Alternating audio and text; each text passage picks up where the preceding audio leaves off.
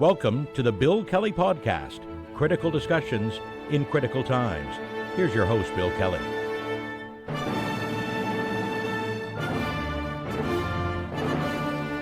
Hey, welcome. Another edition of the Bill Kelly Podcast, critical discussions in these critical times. I'm your host, Bill Kelly. Good to have you with us today. It may get a little dicey. The waters may get a little choppy now for the Carney government over the next little while. Earlier this week, the Prime Minister has asked his cabinet to find what he calls ambitious savings ahead of the fall budget. Is this going to have an impact on you and me? Well, it could, and let's talk about that, because ask any 10 people, stop them on the street and say, do you pay too much in taxes? Yeah, absolutely. It's crazy. Yeah, they're ridiculous. We got to cut government spending, but just don't touch any of the programs that I use. And that's basically how we all seem to feel about this. I don't know what the collateral damage is going to be, or even if there is going to be collateral damage to what's being proposed here. But the finance minister, Francois-Philippe Champagne, apparently is in charge of this project. He calls it a comprehensive expenditure review about day-to-day spending for the federal government. And they're basically trying to find efficiencies, cost savings. And it's caused a huge pushback from public service unions. We'll get to that in just a minute. But some concern, I guess, from other circles, too, about just what services are going to be impacted by this, especially people who may be in need of government services. Whether it's CPP, whether it's any number of different programs that the federal government has been putting out for years and years and years. And if you're one of the recipients, I guess the first question you've got is, hey, is this going to have an impact on me? Am I going to get the same level of service? Well, they say the same, but let's look at this practically here for just a second, which is something governments don't tend to do.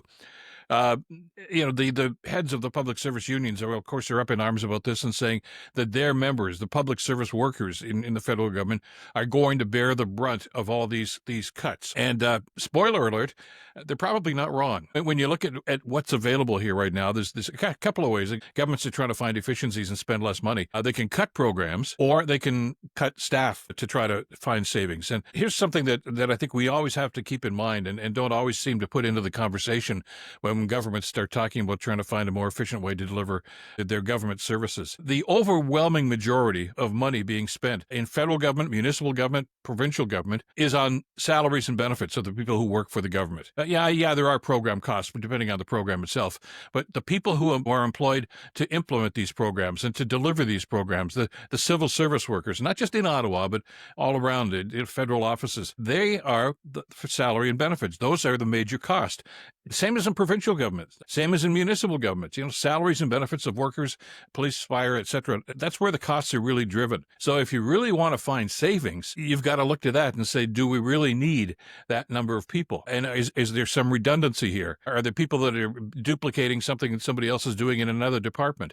Now, I don't know the answer to that, but I just know that history tells us that in all likelihood, there is some duplication. I mean, that's kind of what governments do, isn't it? Let's look at the numbers for just a second here. As I just did try to do some research on this over the last couple of days since the Prime Minister made this announcement. In the federal civil service, just people who work for the federal government, there are about 282,000 people directly involved for the federal government, and another 85,000 people who work in agencies that are working for the government, so contracted out sort of thing, okay? So that's well over, close to 400,000 people that are working for the federal government right now. And by the way, just to put this in context, during the Trudeau years, the 10 years that Justin Trudeau's government was in power, the civil service grew by about 40%. We can talk about whether or not that was necessary, but that's one of the reasons that skyrocketed the cost of that government.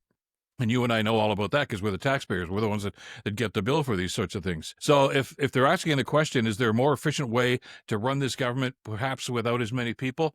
The answer is probably yes. Now, what we have to ask ourselves, and what the government's going to try to ascertain here, is, can they still deliver the services that they want? And what's going to be impacted by this? Because different prime ministers and premiers that have gone down this exercise have made some questionable decisions. And by the way, I don't think there's anybody who's ever run for public office at any level of government that said, hey, I'm going to reduce your tax. They all want to say that. That's what they promise. But once they get in there and they look at the books and say, okay, what's it going to look like? It can be a different picture altogether. We've seen what they say and what they do. Something we've talked about on the podcast often is something that we always have to pay attention to. I mean, Doug Ford, when he ran for the first time to be the Premier of the province of Ontario, accused Kathleen Wynne, who was the Premier at the time, of government waste and, skyrocketing costs. I'm going to bring efficiency to government. I'm going to cut those costs. Well, in the time that Ford's been in office, whether you love him or hate him, he spent more than Kathleen Wynne ever dreamed of spending.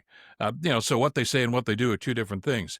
And what the prime minister, I guess, is trying to do here is to try to rein this in right at the beginning, something he talked about during the election campaign. And that makes sense as a taxpayer.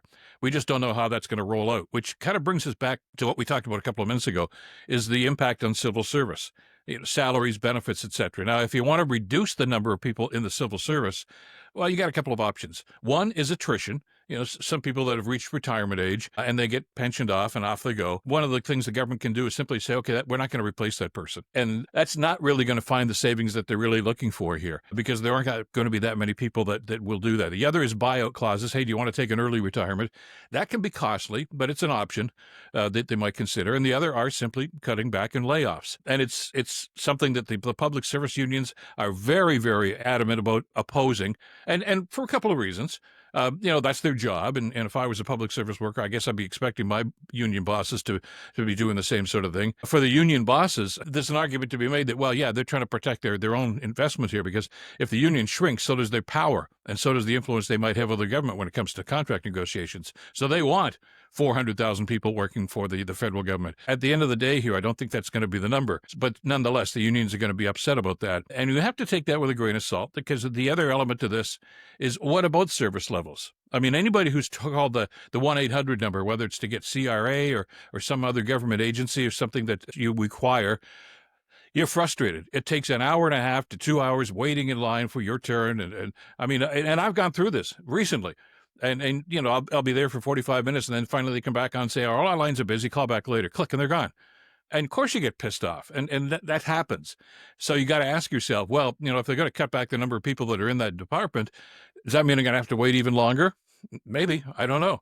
We'll see how that rolls out over the next little while, but that is something to consider. It's easy to simply say to any government, go and cut expenditures.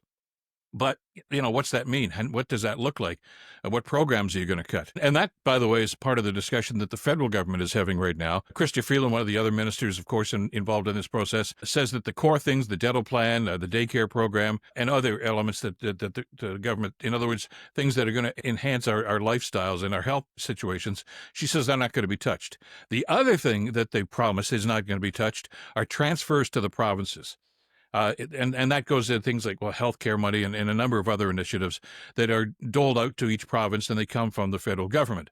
Now, we can make a long, long discussion about how effective the province spends that money, or even where they spend it, especially here in Ontario. But that's for another day. We'll get into that some other time. The reality here is that the governments want that money to continue so that they can do what they want to do with it, whether it's to build hospitals or to pay nurses or to build highways underground.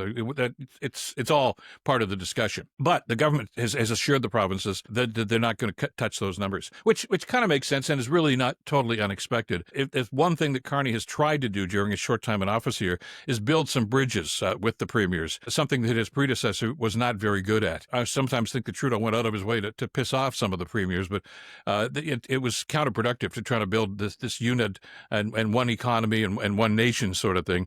And that's going to take a little while to repair. And Carney is not going to throw a grenade into this discussion and simply say, okay, I'm going to start cutting back funding for some of these programs. So that's going to be there. Now, what we have to understand here is how this is going to work and exactly what they're doing this for. And of course, every government should be looking to deliver their programs in the most efficient way. So this is not something new. It's just that the way in which they do it is something that we don't pay much attention to. The Paul Martin regime, when he was the finance minister for Jean Chrétien, when Chrétien took over after Brian Mulroney, our country was in a financial mess. And I mean, I know we are now, but not nearly as bad as it was in those days. I mean, United Nations agencies, international monetary funds were looking at Canada and saying, you guys are in deep trouble. You're almost at the point of forfeiting and going bankrupt. And Chrétien and his finance minister, Paul Martin, were tasked with the job of trying to get this country back on the feet.